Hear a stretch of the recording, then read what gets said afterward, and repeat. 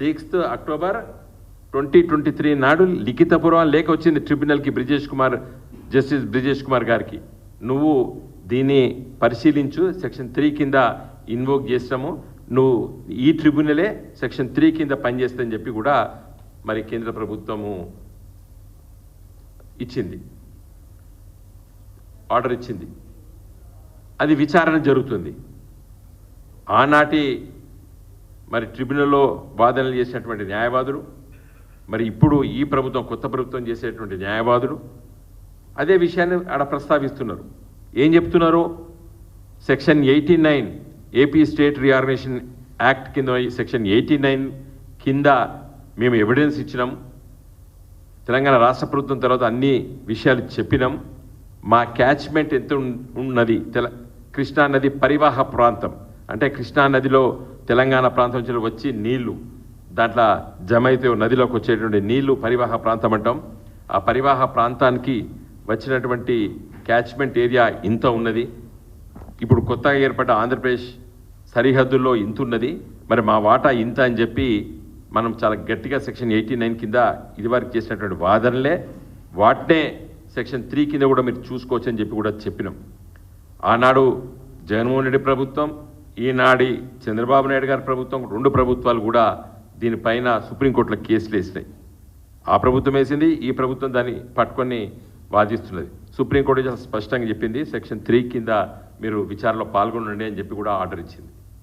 అయితే ఇవన్నీ చరిత్ర చెప్పిన మీకు అంతా కూడా ఏది సెక్షన్ 3 కృష్ణా ట్రిబ్యునల్ డిస్ట్రిబ్యూషన్ కోసం ఏర్పడే ట్రిబ్యునల్, ఈ 10 సంవత్సరాల చరిత్ర మీ దృష్టికి తీసుకొచ్చిన మిత్రులారా. అసలు విషయం ఏంటంటే, నేను ఈరోజు పత్రికా విలేకరుల సమావేశం పెట్టడానికి కారణం ఏంటంటే, ఈ కాయిదాలు మీ మంత్రిత్వ శాఖలు ఉంటాయి మిస్టర్ ఉత్తమ్ కుమార్ రెడ్డి గారు, మీ డిపార్ట్మెంట్లు ఉంటాయి ఇవన్నీ. ఇవేవో కేసీఆర్ గారు సంతకాలు పెడితే కేసీఆర్ దగ్గర ఉన్న ఉత్తరాలు కావు ఇవి. జోషి గారు ప్రిన్సిపల్ సెక్రటరీ, తర్వాత ఉన్నటువంటి ప్రిన్సిపల్ సెక్రటరీస్, చీఫ్ సెక్రటరీ గారు, తర్వాత మినిస్టర్ గారు, ఈ ఉత్తర ప్రత్యుత్తరాలన్నీ కూడా సెక్రటరియట్లో ఉంటాయి. ఒకసారి వీటన్నిటిని లోతుగా పరిశీలించండి ఉత్తమ్ కుమార్ రెడ్డి గారు. పరిశీలించిన తర్వాత కేసీఆర్ ఏం చేసిండో నీకు అర్థమవుతుంది. తెలంగాణ ఏర్పడ్డ నెల రోజుల్లో పట్టే స్పందించి సుప్రీంకోర్టులో పిటిషన్ చేస్తాము, సెక్షన్ 3 కింద మీరు దీనిపైన రిఫర్ చేయండి అని చెప్పి లేఖ రాసినటువంటి వ్యక్తి తెలంగాణ రాష్ట్ర తొలి ముఖ్యమంత్రి కేసీఆర్ గారు. ఇలా అవగాహన లేకుండా ఈ కృష్ణా వాటర్ డిస్ట్రిబ్యూషన్ పైన కొంతైనా మరి అవగాహన తెచ్చుకోండి అని చెప్పి నేను కోరుతున్నాను.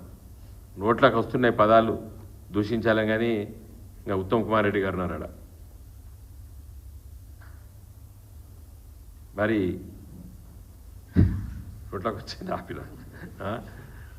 నేను చెప్తున్నా ఇవి ఏం మాట్లాడినా నిన్న కేసీఆర్ గారి మీద.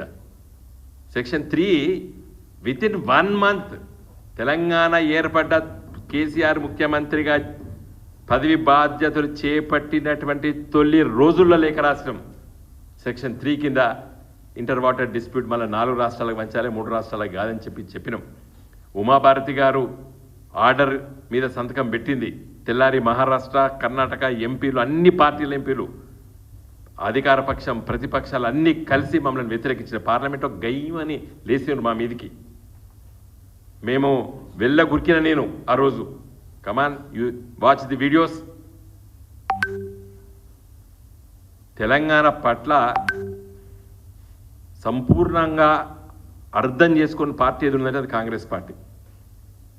సమస్యల పట్ల అర్థం చేసుకోవాలి.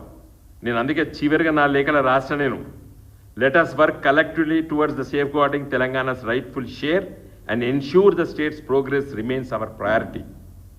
మా ప్రయారిటీ, మా పార్టీ ప్రయారిటీ ఏంది? Telangana progress, irrespective of our role either in the establishment or in the opposition. మా పాత్ర తెలంగాణను కాపాడుకోవాల్సిన కన్ను రెప్పలాగా కాపాడుకుంటాం తెలంగాణని.